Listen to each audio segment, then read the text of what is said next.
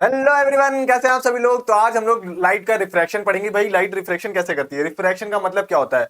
तो सिंपली क्या है ना, जब हम लोगों क्या रिफ्लेक्शन पढ़ते थे, पहले क्या पढ़ते थे, एक रिफ्लेक्शन वर्ड्स पढ़ते हैं। क्या पढ़ते हैं भाई, रिफ्लेक्शन। रिफ्लेक्शन पढ़ते थे भाई सबसे पहले। तो इसमें क्या होता था कि लाइट आती थी किसी सरफेस पे और उससे ऐसे आती थी और टकरा के वापस चली जाती थी। लाइट आके टकरा के वापस चली जाती थी, ये अपनी क्या होती थी, नॉर्मल। तो जो एंगल ऑफ इंसिडेंस था और एंगल ऑफ रिफ्लेक्शन था वो आपस में क्या होते थे, बराबर होते थे। तो ये क्या है, ये था रिफ्लेक्शन जो हम लोगों ने पढ़ा। अब रिफ्रैक्शन में क्या होता है, रिफ्रैक्शन में क्या होता है कि लाइट एक मीडियम से क्या होता है भाई, लाइट एक मीडियम से आती है और दूसरे मीडियम में क्या हो जाती है, रिफ्रैक्ट हो जाती है। मतलब जैसे ये हमारी इंसिडेंट रे है, ठीक है, और ये हमारी नॉर्मल है, ये हमारी नॉर्मल है। आपको पता है नॉर्मल तो हमेशा क्या रहती है, परपेंडिकुलर रहती है जो भी हमारी सरफेस होती है। तो अगर ये हमारी नॉर्मल है तो इसके टूवर्ड्स बेंड होगी या अवे बेंड होगी। तो यही पढ़ना है हम लोग को रिफ्रैक्शन में। लाइट रे आई, इंसिडेंट रे आई, वो टूवर्ड्स बेंड हो रही है नॉर्मल की, अवे बेंड हो रही है, ठीक है। तो हम लोग को बस इसमें यही सब पढ़ना है। देखो अपन बढ़ते हैं आगे।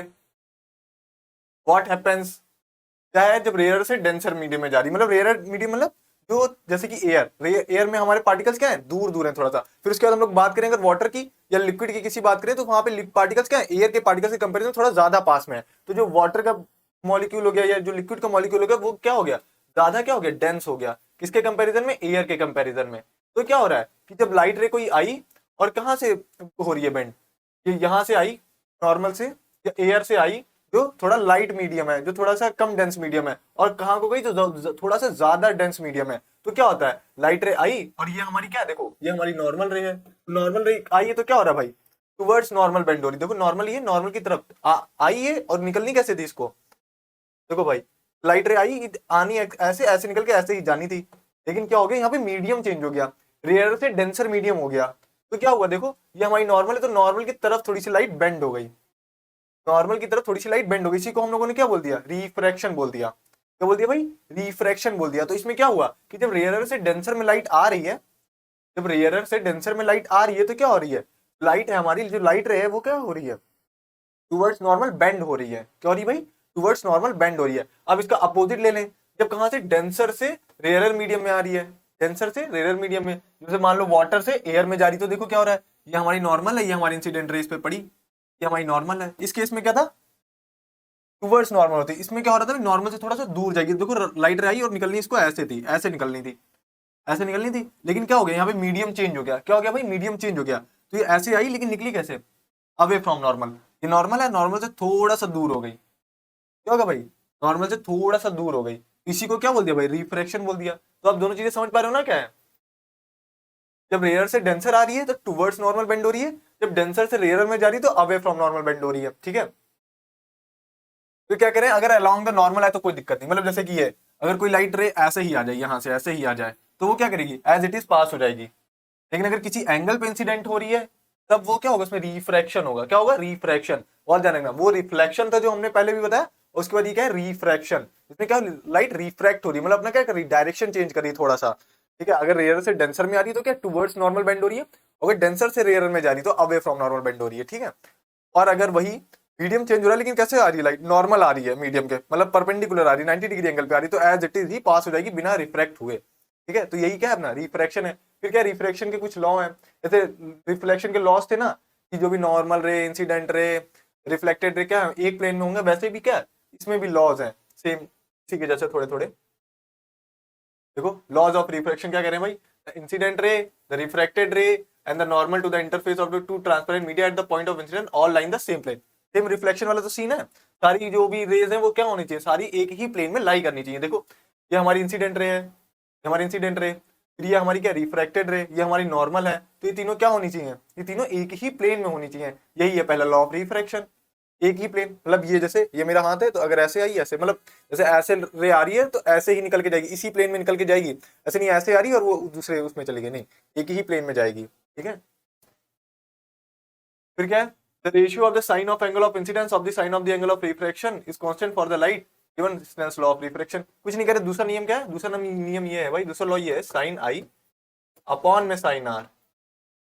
ये क्या होते हैं भाई, कांस्टेंट होते हैं, मतलब ये चेंज नहीं होता। Sine i is equal to sine r, ये क्या रहता है भाई, हमारा कांस्टेंट रहता है। और इसी को हम लोग क्या बोल देते हैं, हम लोग इसी को स्नेल्स लॉ बोल देते हैं। स्नेल्स लॉ, ठीक है भाई। इसको हम लोग क्या बोलते हैं, स्नेल्स लॉ बोल देते हैं। तो यही भाई ये हमारे दो रूल है हमारे रिफ्रैक्शन के। पहला रूल आप समझ ही गए, जो तीनों ये जो लाइंस है, तीनों जो रेज है वो कैसा कहाँ होनी चाहिए, एक ही प्लेन में होनी चाहिए। दूसरा साइन आई बराबर sine r equals to constant, sine i upon sine r equals to constant, मतलब ये दोनों वैल्यू क्या रहती हैं, कांस्टेंट रहती हैं। इसी को हम लोग क्या बोल देते हैं, स्नेल्स लॉ बोल देते हैं। और इसमें कभी कभी क्या हो जाता है कि ये साइन आई बराबर साइन आर में जो कांस्टेंट है उसको हम लोग क्या बोल देते हैं, म्यू। तो मतलब रिफ्रैक्टिव इंडेक्स क्या बोल देते हैं भाई, रिफ्रैक्टिव इंडेक्स।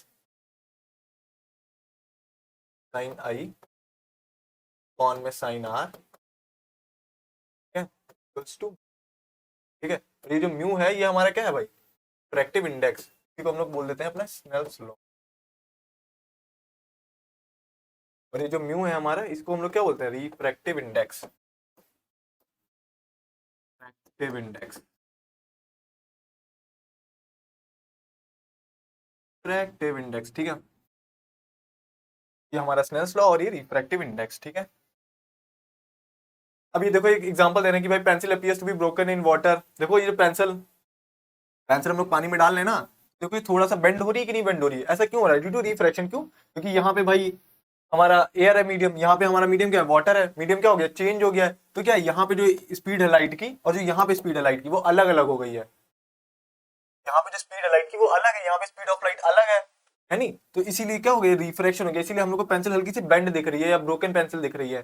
समझ आया ना मैं क्या कहने की कोशिश कर रहा हूँ। क्यों भाई ऐसा होता है, अब देखो यहाँ पे एयर है, एयर में आपको मालूम है क्या होता है, एयर में जो पार्टिकल्स होते हैं वो क्या होते हैं, थोड़े दूर दूर होते हैं। तो वहां पे अब जैसे कि अगर कहीं पे ज्यादा भीड़ भाड़ है तो आप क्या स्लो चलोगे, अगर कहीं अच्छी खुली जगह है कम भीड़ भाड़ है तो आप थोड़ा ज्यादा तेज चलोगे। तो वैसे ही लाइट का भी सिस्टम है, एयर में क्या है मॉलिक्यूल थोड़ा दूर दूर है तो यहाँ पे ज्यादा स्पीड में चल ले रही है लाइट। अब यहाँ पे जब डेंस मीडियम में आते हैं पार्टिकल ज्यादा पास पास में है तो वहां पे थोड़ा उतना तेज नहीं चल पा रही है, तो स्पीड में क्या हो गया, थोड़ा सा डिफरेंस हो गया।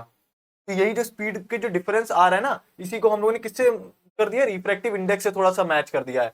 ठीक है, अब जैसे अगर कोई ये बोल दे कि ये यहाँ पे 1.4 है इसका रिफ्रैक्टिव इंडेक्स, जैसे कि ये कोई वाटर है इसमें 1.4 है रिफ्रैक्टिव इंडेक्स और ये एयर है इसका रिफ्रैक्टिव इंडेक्स 1 है। एयर का क्या हो गया, क्यू ऑफ एयर अगर कोई कह दे,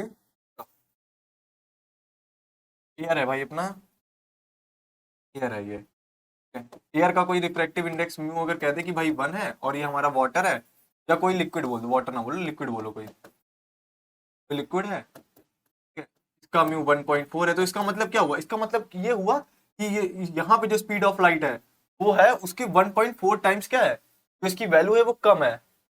स्पीड ऑफ लाइट की यहाँ पे जो वैल्यू है वो उसके हिसाब से इतनी कम है, क्योंकि ये मीडियम क्या इससे ज्यादा डेंस है, इसकी वैल्यू 1 है और इसकी 1.4 है। समझ में आ रहा है ना भाई क्या कहने क्या बताया मैंने, ठीक है। देखो क्या लिखो, the refractive index of diamond is 2.42। What is the meaning of this statement, इसका मतलब है the refractive index of diamond 2.42 suggest that the speed of light of diamond will reduce by factor 2.42 as compared to the speed in air. वही मैं कह रहा हूं ना कि कितने फैक्टर से कम हो रही है, 2.42 फैक्टर से कम हो रही है। तो यही क्या है भाई, यही रिफ्रैक्टिव इंडेक्स है। यही क्या है, रिफ्रैक्टिव इंडेक्स है कि एयर में तो 1 है, यहाँ पे 2.42 है, तो ये मीडियम से क्या है ज्यादा डेंस है, तो यहाँ पे क्या है इस फैक्टर से जो स्पीड ऑफ लाइट है वो इसमें कम हो जाएगी, इस फैक्टर से जो स्पीड ऑफ लाइट है यहाँ कम हो जाएगी। तो आप लोग रिफ्रैक्शन समझे ना, रिफ्रैक्शन के बारे में समझे भाई। जैसे ये μ12 है लिखा हुआ है, इसका मतलब क्या है, refractive index of 1 with respect to 2, refractive index of 1 with respect to 2, बस यही सब चीजें हैं। ये n21 है, यहाँ पे देखो म्यू को हम लोग ऐसे भी रिप्रेजेंट कर देते हैं रिफ्रैक्टिव इंडेक्स को, और हम लोग ऐसे भी रिप्रेजेंट कर लेते हैं, तो इसमें वही रिप्रेजेंट किया है n21 1/n12। इसका उल्टा होता है, रेसिप्रोकल होता है, n21 लिखा हुआ है n12 कर दो तो इसका रेसिप्रोकल ऐसे आएगा, n21 है v1/v2। रिफ्रैक्टिव इंडेक्स मतलब refractive index of 2 with respect to 1, refractive index of 2 with respect to 1, मतलब स्पीड ऑफ लाइट से ही तो कंपेयर कर रहे हैं। तो देखो एक की स्पीड v1 एक की स्पीड v2 है, अलग अलग रिफ्रैक्टिव इंडेक्स में अलग अलग स्पीड रहती है। देखो इंपॉर्टेंट पॉइंट्स कुछ कह रहे हैं कि जब हम लोग न्यूमेरिकल सॉल्व करेंगे तो क्या है भाई, if the first medium is not mention take first medium as air. अगर पहला मीडियम हम लोग को मेंशन ही किया तो एयर मान लेते हैं।